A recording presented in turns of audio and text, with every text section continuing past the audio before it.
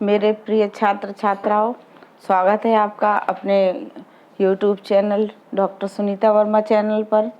और ये वीडियो मैं लेकर के आई हूँ BA तृतीय वर्ष के छात्र छात्राओं के लिए। BA तृतीय वर्ष के छात्र छात्राओं को मैंने भारतीय काव्य शास्त्र का परिचय दिया है।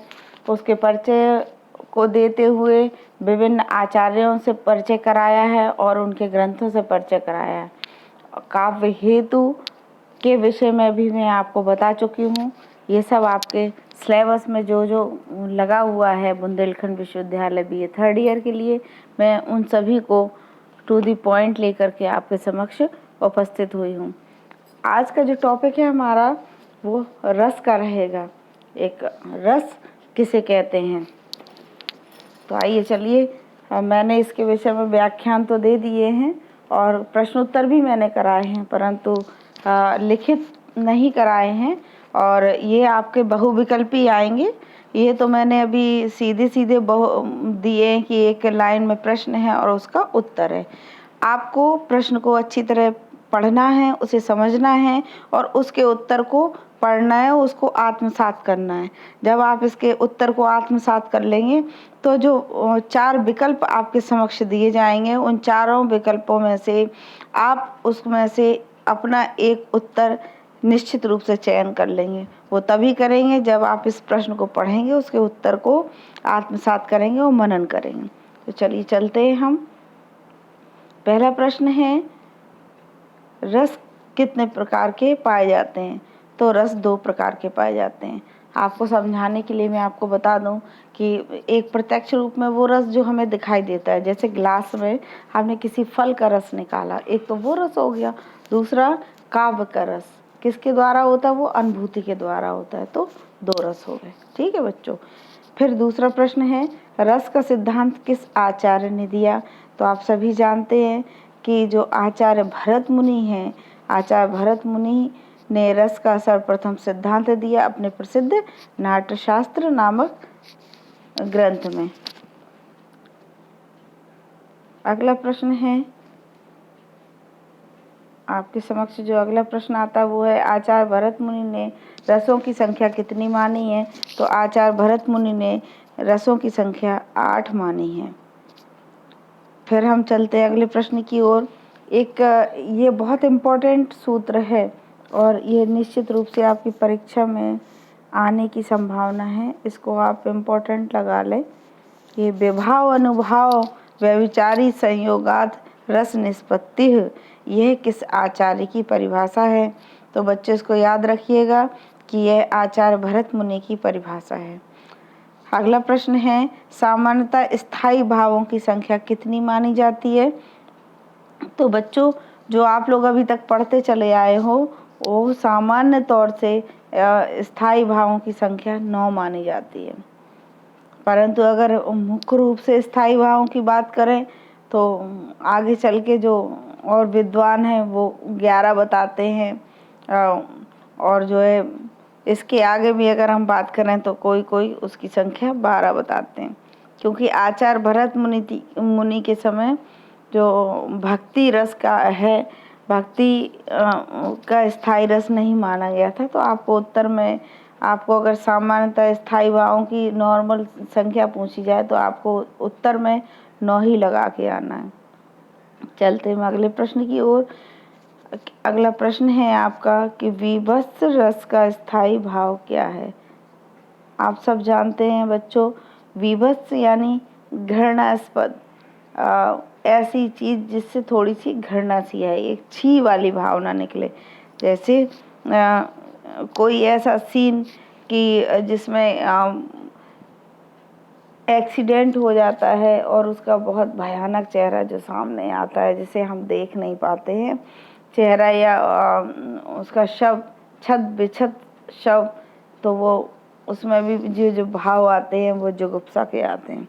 और सबसे अच्छा उदाहरण तो माँ काली जी का है। माँ काली ने जो युद्ध किया था, राक्षसों से नरसंहार किया था, उन्होंने जो माला डाल रखी थी अपने गले में और उनकी नरों की माला, ये सब जुगुप्सा का जो वीभत्स रस है उसका स्थायी भाव जुगुप्सा है। तो ये भाव आता है। अब अगला प्रश्न है, रस के मुख्य कितने अवयव होते हैं? तो रस के मुख्य 3 अवयव होते हैं, विभाव, अनुभाव और संचारी भाव। अगला प्रश्न है, रस के कुल कितने पक्ष होते हैं? तो रस के कुल 2 पक्ष होते हैं, एक पाठक पढ़ने वाला और एक कृति यानी रचना। अगला प्रश्न है, विद्वानों ने काव्य में किस पक्ष का होना अनिवार्य माना है? तो जो विद्वान हैं काव्य में अगर वो किसी पक्ष का अनिवार्य होना मानते हैं तो वो पक्ष है रस का। विद्वानों का मानना है जिस काव्य में रस की अनुभूति नहीं होगी, रस उत्पन्न नहीं होगा, वो काव्य काव्य नहीं है। तो काव्य को का जो अनिवार्य पक्ष है वह रस को मानते हैं विद्वान। और नेक्स्ट क्वेश्चन है, रस किसे कहते हैं? तो रस कहते हैं अलौकिक आनंद को। तो रस से संबंधित ये प्रश्न थे आपके पास। अब हम जो अगला जो आपके सिलेबस में आता है वो है अलंकार।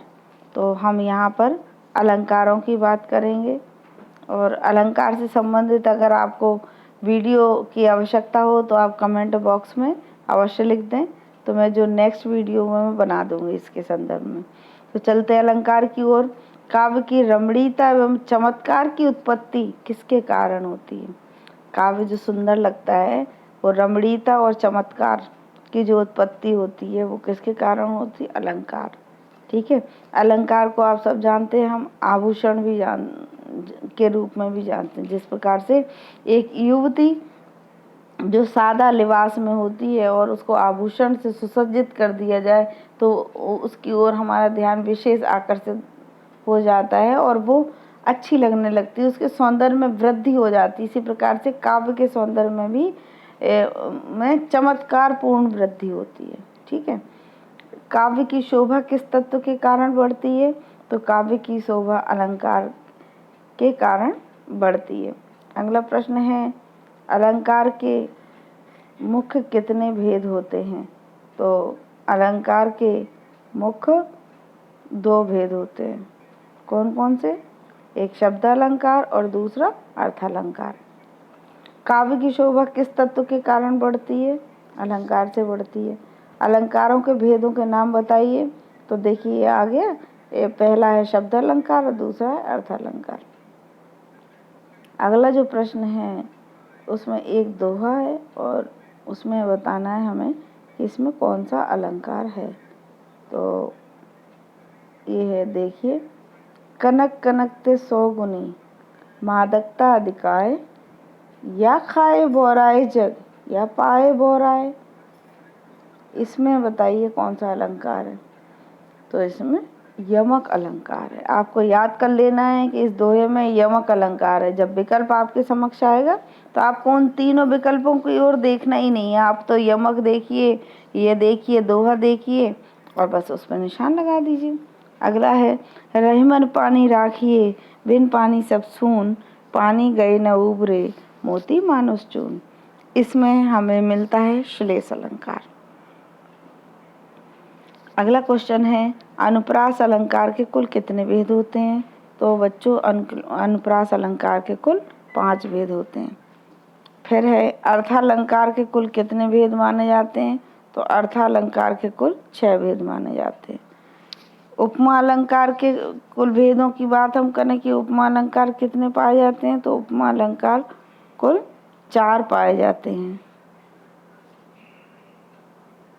अगला प्रश्न है, उपमा अलंकार के भेदों के नाम बताइए।